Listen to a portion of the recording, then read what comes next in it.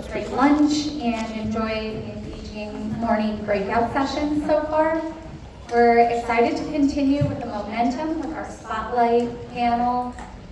We also, over down this way, have a swag area, so feel free to take anything off that table. And then your headshots are down the hall on the left, and those are complimentary.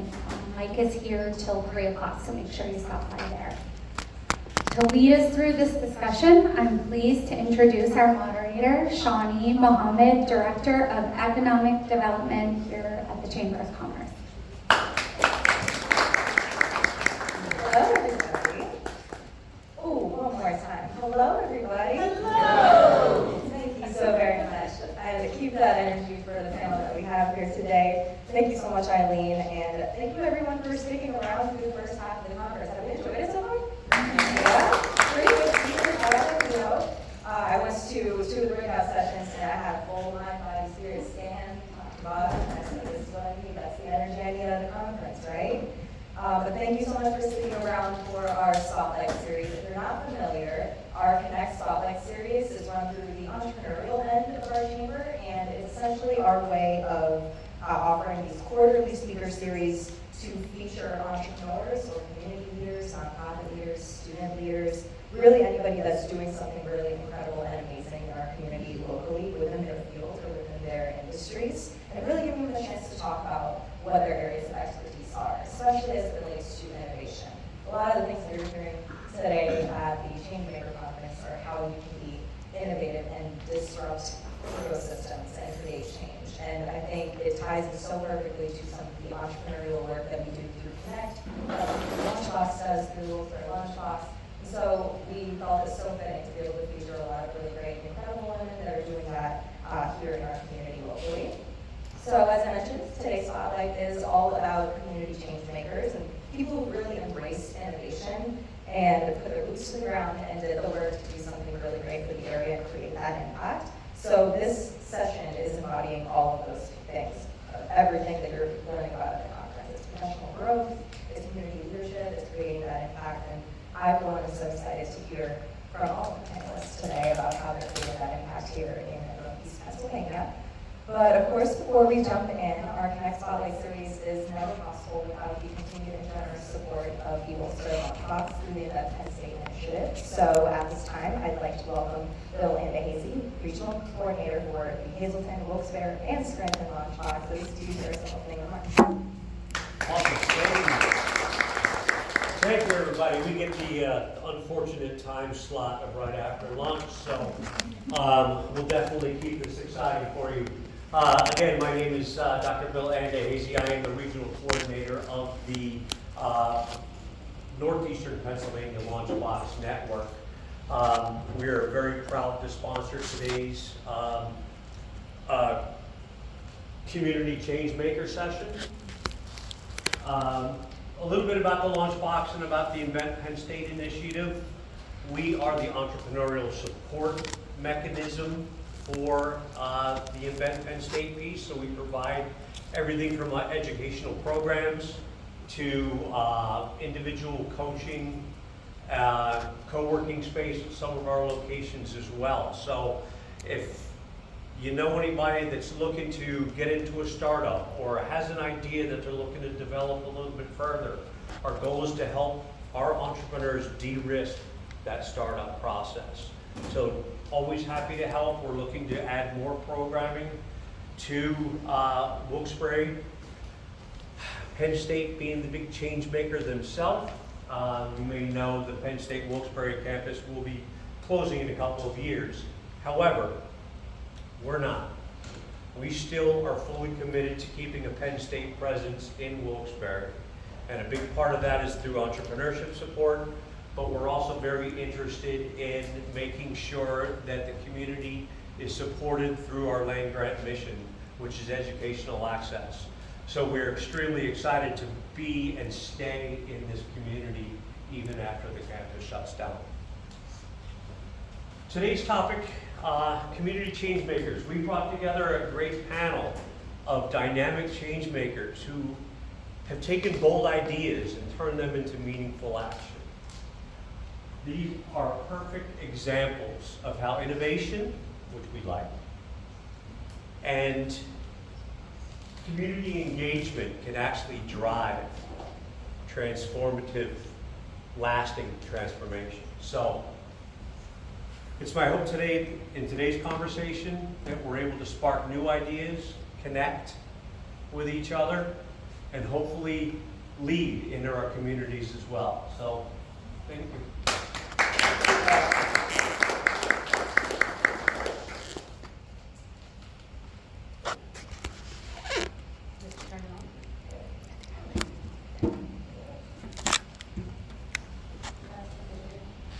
Well, we'll go ahead and welcome our three incredible panelists today who are making a powerful impact right here in our community, and they're really exemplifying all of the things that you're all learning about here today. So please join me in welcoming Sarah Borland, Aspire Partner at Borland LLP, Stacey Kile, Sales Operations Manager at Geisinger, and Zubeen Saeed, Founder and Chief Operating Officer for Building Blocks Funding Center.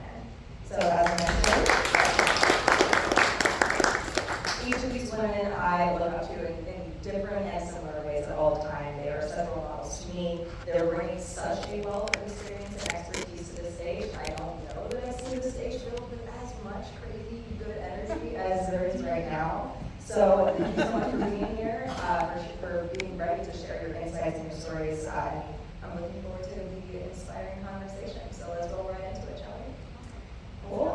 So we do have some targeted questions, one for each of you, and then a couple of questions that we love all, or multiple of your thoughts on. But we'll start with you, Stacey, and if you could, as you answer your question, just share with the audience a little bit about what specifically you do. But Stacey, you're particularly known for your dedication to mentoring emerging professionals in the community, and for your leadership roles in events like the Booster Cup Gala and so many other events, all while managing your role at Geisinger. So what first inspired you to get involved in community work, and how was that motivation grown or changed or evolved over time? Well, thank you for those kind words. I'm going to say that my community service has started back a long time ago, probably when I was in my early teens, if not more. I volunteered for local fundraisers. I was a volunteer coach for mini football cheerleading. I volunteered, as some might remember, as a candy striper. I'm aging myself. But I think seeing how that ripple effect went outward, it also came inward. And the change that I was making, it had an impact on every area that I was involved in. So fast forward a little. I didn't have a roadmap when I decided to be so involved in community service, but it was something that, seeing that change and that impact, it had deepened my interest and now my love for my community.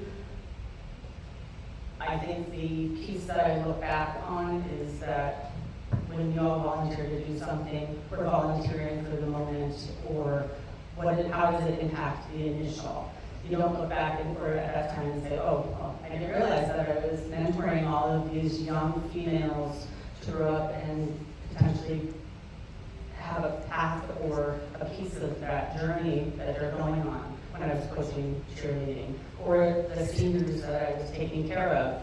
It was more of an engagement and a networking and what I was doing to help, not knowing that that was paving my way for healthcare because I was involved with it so early. We talked about the mentoring piece, and again, not knowing that I was doing that at such a young age. It's part of what I enjoy doing. Everybody looks at mentoring as a formal program sometimes with their company or in their community. I don't look at it that way. It's I'm going to have a coffee with one of my friends or a community partner and see what I can not only get from them, but what I can offer to help them grow with their potential. We'll go to the career piece of it. How I look at it is my community role and my Geisinger role. It kind of intertwines. It's not two separate paths that I'm going down. I'm fortunate that I have an organization that lets me be involved with the community to the level that I am. And it's not about job title. It's about the difference in the impact that I'm making in the community and in my role as a leader. She does a lot. Do you want me to add more to that? I know you started. Thank you so much. Now we'll switch gears a little bit to Zubeen. So Zubeen, through your work with the Building Blocks Learning Center, you've spent over 2 decades shaping the educational foundation for young children and preparing them for the demands of the 21st century world. So with so much already on your plate, what drives you to stay so actively involved in the community and continue to impact lives of those children? Loaded question. So good afternoon, everybody. I think, in contrast to Stacey's experience, I didn't volunteer, and it wasn't in me to do that. I was very introverted, and I was like, that's not for me, and I don't know what it's like to be on boards, and I didn't want to get involved. It's too much work. I don't know what an advocate is. So for a long time, I ran this business, like you said, for 2 decades. I wasn't involved. Until maybe about 10 years ago, I came to the realization that you only have one chance at life, right? Literally.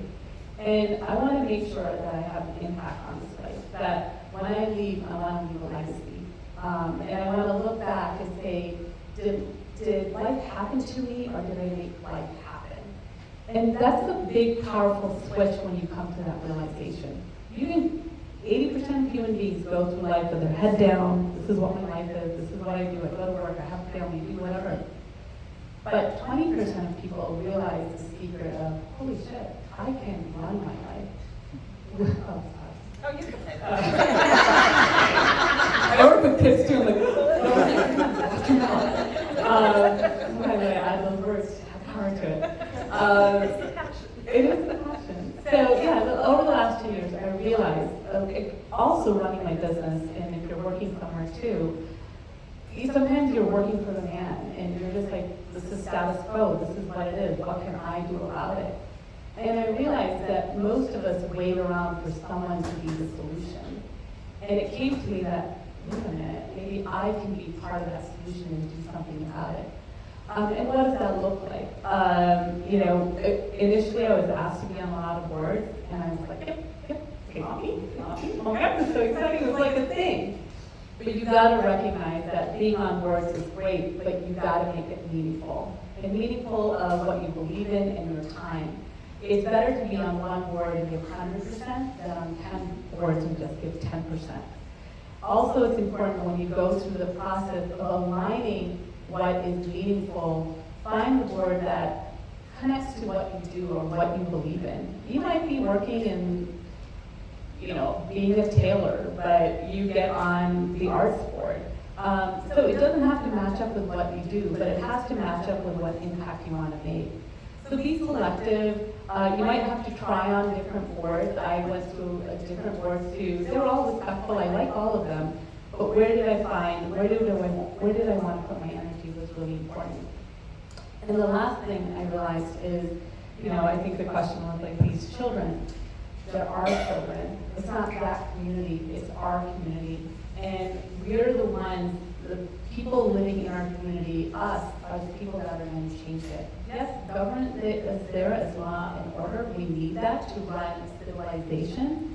But the people in it can make that difference. So I wanted my business to not only provide early education programs, not only, I think we have 225 employees as of this morning's count, and over 1,000 families.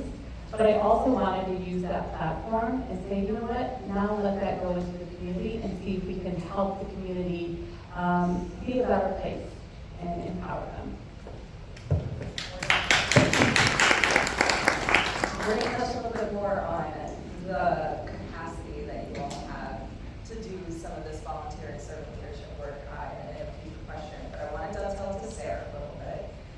So Sarah, as someone who's from this area, who's contributed to the community in so many ways, can you share a specific moment or a project maybe where you truly felt that your involvement has made that type of lasting difference? I mean, you're trying to get me in trouble to pick a specific project, but I think for me, I activity that I've participated in that had the most impact on me understanding what being part of the community is was the Myers Speech and Debate Team. I was a volunteer coach and coordinator for it for 20 years. We ran a debate tournament for 40 schools from across the state and tri-state area to compete, and it really showed me that participating gives back as much to you as you give to other people. It was the joy of my life to interact with kids from my high school in my position and see what they became. And I think it's because of the time period, I have the ability to actually see them all be adults and see the ripples and impact they're making. Some of my kids work on Capitol Hill. Some of them have government jobs. We have attorneys, we have doctors and architects, and they give back and they coach debate. And I think the other part of it was giving teenagers a voice and seeing that even just that little thing and letting people know that they can speak up and there's value to what they say, I think impacts and changes lives. So the debate team is probably one of the project that's dearest to my heart, but there's so many others in our community and so many that make their impact in every little way. I'm on the Fine Arts Fiesta board, I run the Children's Tent, and seeing kids in our community doing free art projects and just the amount of joy that comes from that for them, for their parents, and for me is incredible. It's very hard to determine what it is, because I think, going off what Zubeen said, it's about what speaks to you and where your passion is, and everything I do I'm passionate about, and I work with people who are passionate about it, so they all have that type of impact on me. And you said a really key term there, and I don't know if anyone's heard it at all throughout the morning sessions, but passion is such a key driving factor in being able to contribute to your community in ways like this. I know the very first board that I sat on, and I still currently sit on, is Dress for Success, Luzerne County, because at a very young age, in the very early starts of my professional career, I learned that I was passionate about empowering women to help them achieve economic success and grow to the people that they really wanted to be. I see a couple of my fellow board members in the room with me right now. And you learn so much from that first board experience about what you have to give and how much it can take out of you, but ultimately where do you find that capacity and that drive and that motivation to keep dedicating to that cause. And it does come from ultimately your passion, right? You kind of So- a little bit on passion. Sure. But I think people get confused sometimes with passion, right? A lot of people are like, oh my God, work must be so hard and, you're always working. It's not work when it's passion, right? Passion is aligned with what you're driven to support, to believe in. So once you find that passion, sometimes, with women, when we use that word passion, it's like, oh, we feel it. It gets a negative connotation. But passion is a strength. Passion is a determination. Passion ends up meaning that you set an intention. So make sure when you use that word, you use it as a term to define and as a word of empowerment. Because passion helps you drive what you want to do. Yeah, really great point there too. And I want to jump back to the C word, which is capacity, and how you actually make it happen. So you're each serving on, Zubeen, like you said, multiple boards, multiple committees. You're mentoring in different capacities too. How do you decide? And I know you mentioned a piece about passion, but how do you decide where to focus your energy and time, and how to flex that throughout? I think Stacey needs to have that passion. Thank you. Please, yes. Being voluntold. That's part of us. Finding the capacity, the time. Again, going back to the passion, it's wanting to know what drives you. When I was first asked to be on the board, what is it called? It was Luzerne County Head Start Board. It was an immediate yes for me. I'm helping to drive change within that organization for lower income, no income households, but it's the children. It's the children in our community that will make an impact that will be everlasting. And I wanted to be part of that. And to this day, I'm still on the board. I am now the board president and happy to serve on that board to help make a difference. But I also serve on other boards and committees and events and other things. But it's, again, my passion, it's my drive. I align who I am as a person with what I want to do and how much time. We talked about in the wellness session earlier with Shay, that pause. Sometimes you need to take that pause. And Zubeen said before, like, there's times where people will go, yes, sure, I'll be on that committee, I'll be on this. And I think sometimes people may think that's what I do, but I don't. There are many that I say no to because I just need to balance not just my work life, but it's my work life community, because it all aligns with who I am as a person. So I think the capacity piece is just finding your pause, your time to be able to say, I mean, I would love to say yes to everything. I can't. I mean, there's only 24 hours a day, and I'm stretched 29. I'm kidding. I do make time. But I just think, again, aligning who you are, finding that inner peace and pause to say, okay, I'm going to not do this one this time, or this board meeting. Yes, I love it and I want to do it, but you've got to look at the bylaws and stuff like that to say, hey, it's only a 1-year term. Maybe I can commit for that 1 year, and then look at it and reassess it as the next year comes up. I think Stacey said an important word, which is balance. And I think that's part of when you make your decisions on what you want to be involved in, you have to look at. For me, I have, I'm the vice president of LA Santa, which is a seasonal charitable organization. So I start working now and work until Christmas. But that means that I have to recognize that there are things that I cannot say yes to between October and January that I might want to. But I can say yes to the Fine Arts Fiesta because I work for that. I work hard on that between April and May. So knowing what your schedule looks like and where your capacity is during the year, and also during what you're willing to commit to in organizations. Sometimes someone will come and say, do you want to be on the board? And you say, I can't commit to it. I read the bylaws. I know what your meetings are. I can't do it. But do you have a committee? Because I would like to be part of this, and I'd like to talk and see if in the future I might want to be part of this. Or if someone asks you to be an officer, which happens, you can say, what does that mean? And what are my, making sure you know what the responsibilities you are taking on before you take them on is something that I learned later because I was like Zubeen, and I was like, thank you for asking me, yes. And then you're like, oh wait, we have weekly meetings and I have to commit to 4 committees and, oh, okay, but I've committed. And now when someone asks, they'll say, okay, what am I actually committing to? And then you can see what you have. But I do think that for me, the most important thing that I use is what energizes me when I'm participating in it. So am I dragging myself to that board meeting? When the Zoom alert comes up, am I like, oh no, I have to be on this meeting? Or am I like, oh, I can't wait to see what's happening, I know what's going on, let's talk about this, I know what our issues are, I know how to face them. And I think that's about the people. So I'm always energized to be at my board meetings, so when I'm not, I know that that's something I need to take a really good look at why that's happening. Sometimes it's because I'm just not energized, and that happens, and that's fine. There are weeks that you're not energized, and that's fine.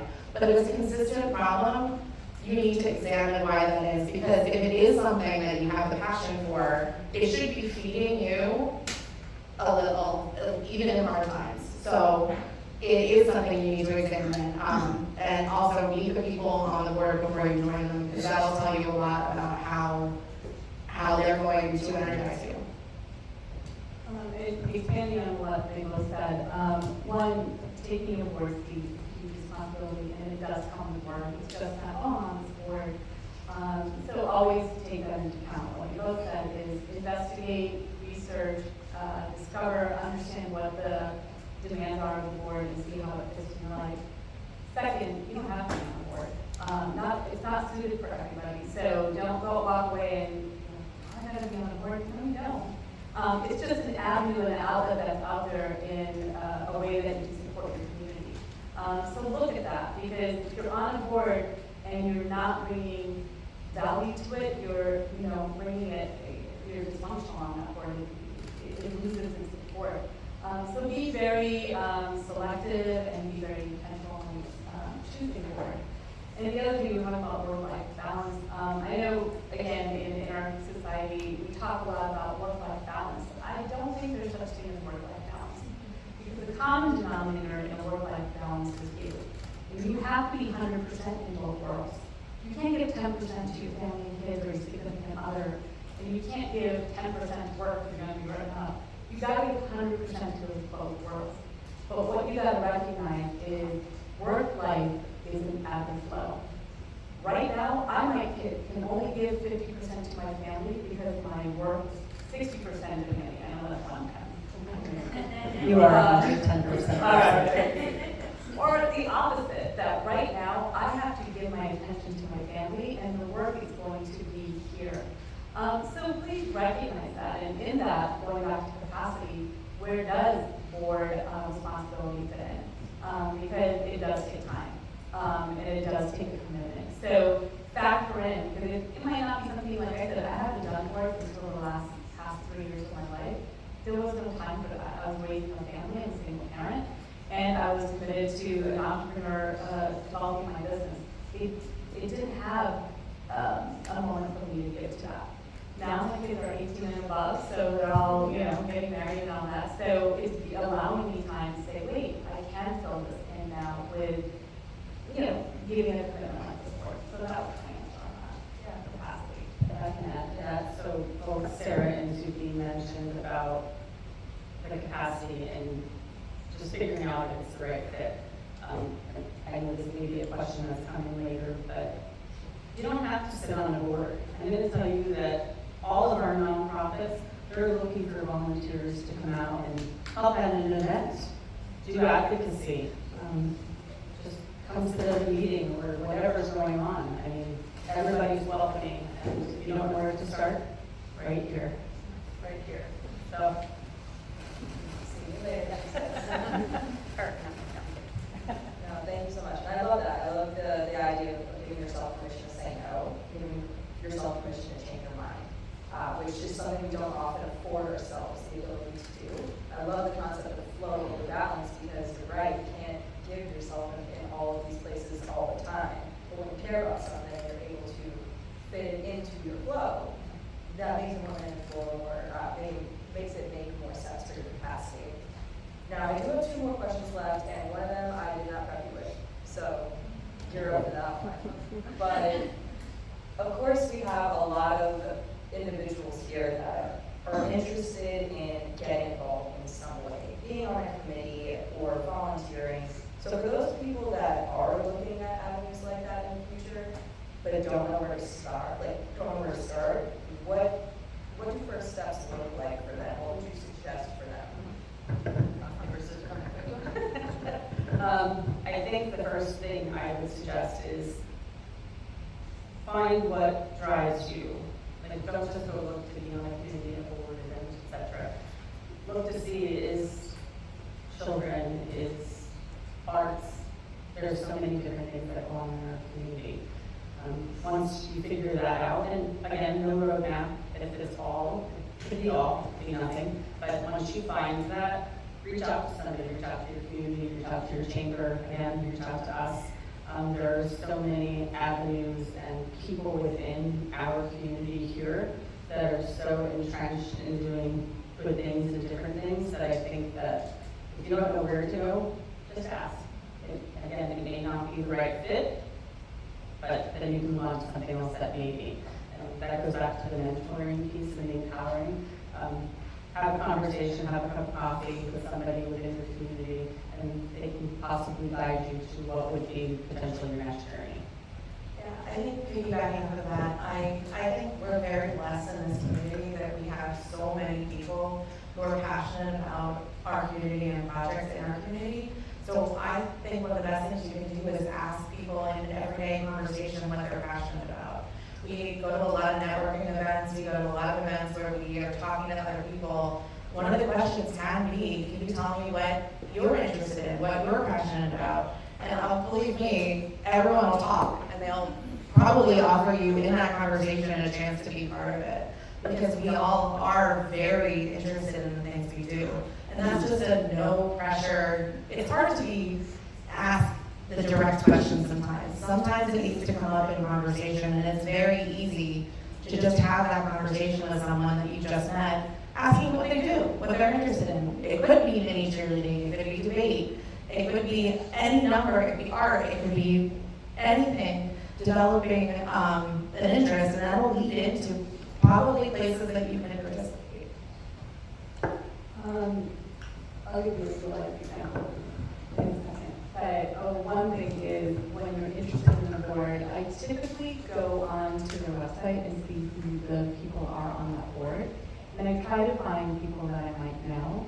And then I connect with them, like, hey, can we go to lunch? Oh, you should come on this board. What is it about? What is it about? What do you do? I also try to align with the type of people that are on there to make sure they align with my values, and how that organization is set up. Are they structured? Are they volunteer type of board? So it's important to do the research. The next part is just be bold. Stacey and I were in the bathroom because she had to go to the restroom and go to that. And just now, an hour ago, and we're washing hands, and I'm like, hey. Usually water station talk. Yeah. And I'm like, hey, you're the president of Head Start, right? She's like, yeah, on the board.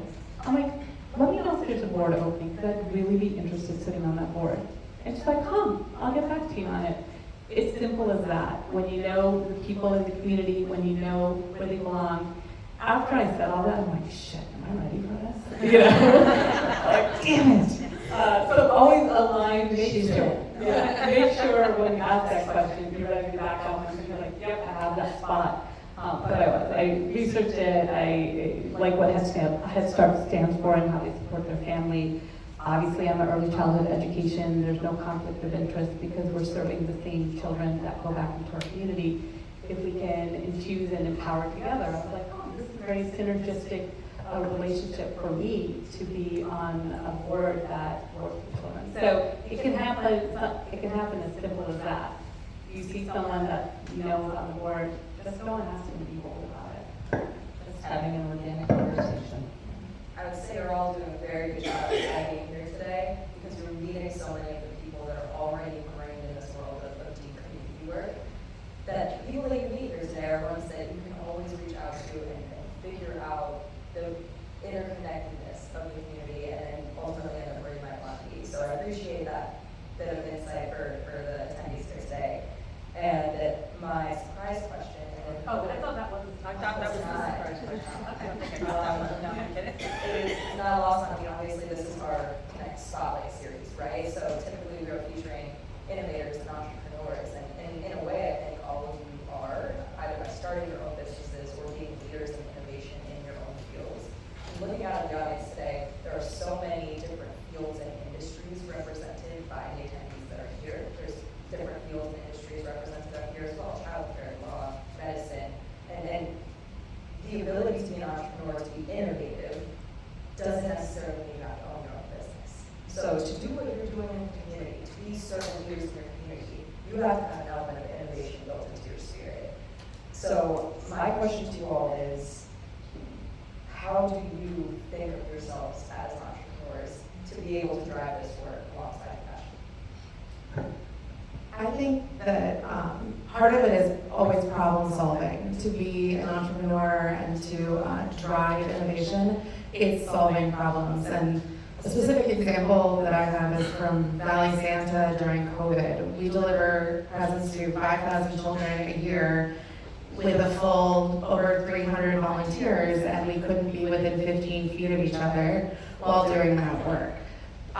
It led to a lot of questions about how do we do that if we can't be together, and we innovated. We changed some of our policies, we changed some of the things we do. One of the clear ones was we always wrapped presents, and we had to be in a room of 40 people. If you ever wrapped presents for Valley Santa, and I think some of you have. You're in a room with 40 people, and you can't do that under COVID. So what did we do? We decided to get gift bags. And then we're like, this is just a year. This year we're giving gift bags. And then everyone went, why don't we normally give gift bags? Children, the parents probably unwrap the gifts when they arrive. This is something we hadn't thought of in 38 years. So now we give gift bags. Unless it's weird, and then you can have it. But that type of innovation happens every day in the nonprofit world. How do we solve these problems? And the world changes fast now. We're serving communities that we didn't serve 10 years ago. We have needs that weren't around. So I think bringing innovation and entrepreneurial spirit into a nonprofit organization is essential for the development of that organization. I hope I answered the question right, the type of question. I think solution-based, right? I think to be innovative, you have to have that, what's that Friends episode, pivot? That should be engraved. I sometimes shout it in my head, like, pivot! I have to get there to be like, okay, we're presented with this. So being an entrepreneur has helped, but to be innovative, I think number one thing is you have to be solution-based. There is a solution for everything. Even if it's a shitty solution, there's a solution, and you can't look at things with a brick wall. And I think some of the characteristics, I'm trying to redefine it, but people ask like, oh, you do all this, what's your character, how do you define yourself? And two of the words that are in my characteristics is spastic and manic. I'm working on that. I'm trying to figure it out. But in a good way, meaning like I'm all over the place, I'm manic and driven, I want to get it done, and to me that feeds me, and I think that helps the momentum. If you are confined by, it has to be this way, and I have to do this, and that, you do. You need to have structure, but you have to have that drive. I use that drive as spastic and manic. Meaning, I want to make sure that energy is committed, because when you are an entrepreneur, when you are innovating, it's a movement, and it's not only you're moving, it is a community project. So how do you get the community on board is you have to have that energy. In addition to the problem solving and the solution based, I think ideally you all need to be willing to change, be welcome to change, because the world that we live in is forever changing. It's the only constant thing in life. And if you're not willing to adapt and change with the way things are moving, then you may get left behind. I know Michael had talked about it this morning with AI. And myself and my team, and even the team at Geisinger, we have moved into the AI world probably about a year and a half ago when we started getting more competitive. I mean, it gives you a competitive edge no matter what industry that you're in. Change within politics and government, within the community roles and nonprofit boards that I sit on. We need to talk about funding. I mean, we have to pivot, again, that word pivot, that we have to just make sure that we're looking at things through a different lens on if things don't happen, what do we do? How do we maintain continuity, et cetera? But like Leadership Northeast, when it went COVID, and how did they pivot again to adjust to the world of COVID and still be able to offer programs that they do to make a difference in the community. Can I add a little bit on what you said about AI? With the new workforce, the generations we're working with, for the longest time up until recently, we were living in the COVID world. Well, before COVID. I'm like, guys, COVID is done and over with. How are we moving forward? And now with AI, companies are trying to figure out, do you incorporate, do you not? And the generation of children that are being brought into this environment, how do we make it part of our fabric, right? So going back to pivoting, going back to embracing, going back to change being the constant, it is really important for us to know how to embrace it and weave it into the fabric of what we do instead of using it as a brick wall or as a hurdle that we have to get over. Yeah, absolutely. And those concepts are ones that we're always looking to embed into the makeup of the entrepreneurs that we're serving, right? The startups that we're hoping to build here. But they extend so far beyond just creating those businesses, the startups, the solutions. It's the same mindset that you need to go into these servant leadership roles with, because you're only doing a disservice to the cause that you're trying to support. And just add one more thing, and when you think about innovation, most people think about the technical transformation. It's not. When you look at innovating how your work looks like, how your workforce looks like, adding new faces and new ideas into processes that have, like you said, it's the way we've always done it. We need new, fresh minds and ideas and people to step into these roles, again, not necessarily a board role, but a committee and an event to give us a new lens on how we look at things. So innovation from that perspective, not just from a technical transformation. And so clearly it's agnostic to industry. It's actually applicable to every person in this room, no matter where you work, no matter what level of the company you're in that you're working at. That type of mindset actually serves you in each of those levels, in each of those sectors. And it extends into where you choose to put your motivation and your passion and your drive out into the community. So the same way that you can be an innovator in your own role, you can equally be a change maker in whatever way that you want to be. And I feel like that's how this ties all that into the Changemaker Conference. It's being an innovator, being one that is open to change, but open to making the community better, and it all goes hand in hand, because that's exactly how entrepreneurs think. That's what innovators want to do. They want to make the world they're in a better place. And I think that these three ladies have done a heck of a job showing you that they do that. So one big round of applause for them.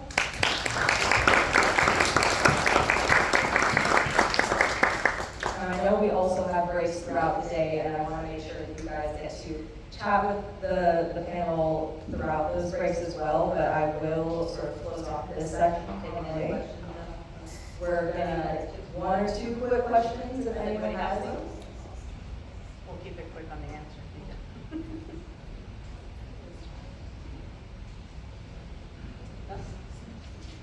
I think all the panelists are going to stick around for a little bit after the session here today too, because there's individual conversations that I'm sure they'd love to have with any of the attendees here. But that is all the time that we have for this session. So again, one more big round of applause for panelists. And I want to again thank Wolfstar Launchbox for sponsoring our spotlight events. Of course, we cannot do it without your partnership and without your support. So thank you so much. And be sure, yes, one big round of applause for our and be sure to save the date, because our next spotlight, our last spotlight of the year, is actually going to be on November 18th, right here in our Mini Center. So see any person on our team for more information on that. We'd love to see you back here, because we have a pretty amazing panel of women in manufacturing that we're hoping to bring on stage and show you all the great things that they're working to do. So we are now going to take a 15-minute break. It's a great time for you to come up and meet the panelists before heading into our afternoon breakout sessions. And you are welcome to stay right here in the auditorium for the How to Build Employee Trust session with Kimberly Aiden. Or you can make your way to room 2 across the hall for allies in the workplace to shake use. And while you're in transition, don't forget to stop by the nonprofit tables for more information about some of the really great causes that you can potentially start working with right here today. And you will see everyone back here at 3:30 for what is sure to be a powerful discussion with 2 of our community leaders, for Sarah Paterno and David Pedri, for our closing leadership panel. Thank you all for the way. Thank you so much. Thank you.